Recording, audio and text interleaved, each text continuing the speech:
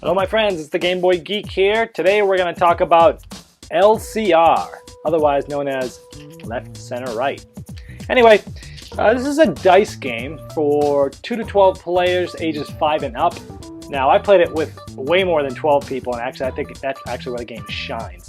So it's a dice game where you're rolling dice and you're passing chips left and right depending on what the dice say, and every once in a while you'll end up losing a chip and throwing it into the center pot. And the chips will be going left and right, you'll be out, and then you'll come back in, and the last person with the chips is the one to win. So there's a lot of dynamics that go on here. It's so easy to teach, and it's a lot of fun at parties. And you can pick it up for like $5 at like the local Walmart, Target, whatever's close to you.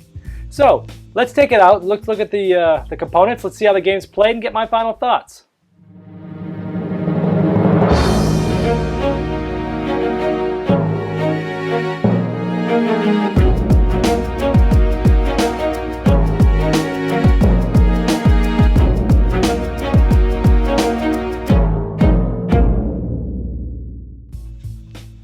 Okay, in LCR, essentially, you're trying to be the last person with a chip in the entire game. So let's see how it's played.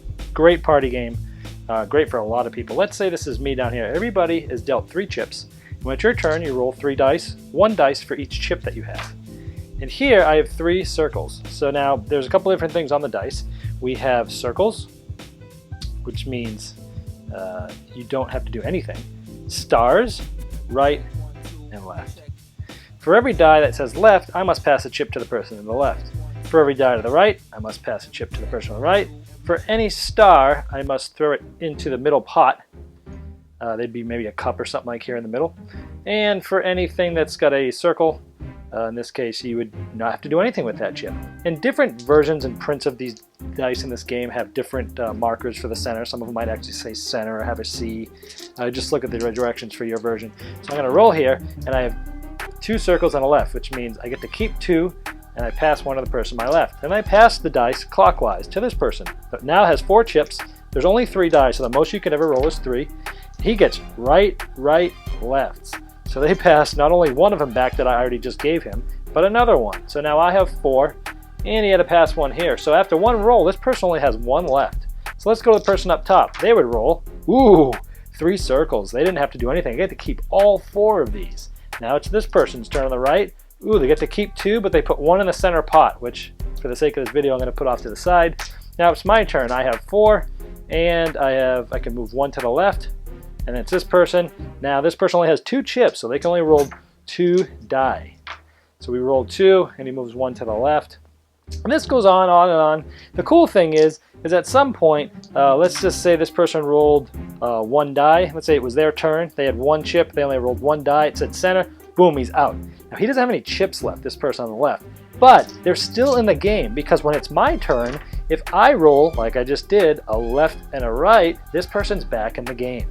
This is what makes it really cool, this mechanic here, is because when the game starts getting towards the end, what happens is slowly the chips will start going out of the way, because everybody eventually will start throwing chips into the center, and you might be left with maybe just 4 people or 2 people or 1 person, and this person might be out, and then this person goes out. They have 1 die, and they roll a right, boom, and they are pretty much there. Now it goes to the left. There's only 1 chip left. So this person rolls 2.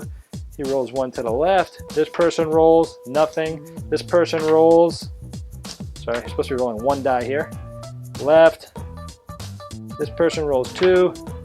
1 goes to the left. This person rolls 1. Boom, in the center, and the game's over. And this person who has the last chip wins. Now again, you only roll the many dies, how many chips you have. And when it gets down to the end, it's crazy, because you could be totally out of the game but still get a chip. So when you're out, it's fun when you're looking at the person to the left and the right of you. You're like, oh, roll a left and throw 1 to me. Or if it's the person to the left of you, you're like, oh, roll a right, throw 1 to me. So anyway, it's a fun little mindless little party game, and that's how you play it. All right, well, there you have LCR. Now, what do I think about it? Well, I think it's got its place. First of all, it's very cheap. I mean, you can pick it up for $5, it fits in your pocket, very accessible, you can carry it to a party. I think the best time to play this game is at a large party. That's when we've had the most fun with it. Yeah, you can sit around with, a couple of people, 3 or 4 people, and watch to see who wins, and it's okay. But it really has its luster when there's a huge party. My favorite game I've ever played of this. There was over 20 people at this party. They had tables elongated all the way across the living room. People were all the way around this table. I think there were 23 people playing. Now, I do not condone gambling, but in this case, the owner of the party asked everybody to bring three $1 bills, and instead of playing with chips, we played with $1 bills. And I gotta tell you, people were going crazy, you know, because it's such a fun game where, you know, for a minute you're out, really quickly you could be out, all your chips are gone. But then later on towards the game, people start feeding you chips because they're throwing them left or right, and you're back in the game. So it's a really cool mechanic that you can be out and you think the game's over, but then you get back in. And a lot of times the person who's been out the longest ends up winning somehow. I don't know how that happens, but it always seems to be happening. So anyway, so we're playing this game with a long party, and you see these dollar bills going into the pot, into the pot, into the pot, and as it got closer to the game, there was just this buzz going on. You could just feel the electricity in the room. And then when the last person finally won, the place exploded and he got all the money. It was just a lot of fun. So the week after that, we took this game over to another party, but instead of using money, because I wouldn't have done that, I wasn't going to disagree with the person's party, but we played with candy. And we had kids and adults, and instead of playing with chips, we played with candy, which is way more fun than chips, but better than money. So anyway, we played with this candy, and we had the same amount of fun when people erupted when the person that won that one was the youngest kid in the room. I think he was 4 or 5. Got all this candy, and then we got to teach him how to share. So it can be a great party game. I wouldn't play it every day. I wouldn't pull it out on a normal day or there's just 3 or 4 of us, but I will bring it out to parties because it's so easy. Even people that don't like games, it's like, oh, come on, it's fun. This is going to be a good time. And you roll the dice, and people erupt, and maybe you get some candy out of it. Anyway, you can't go around for $5. I'd pick it up, bring it to a party, watch people outburst, watch them have fun, and see if you can get that candy back.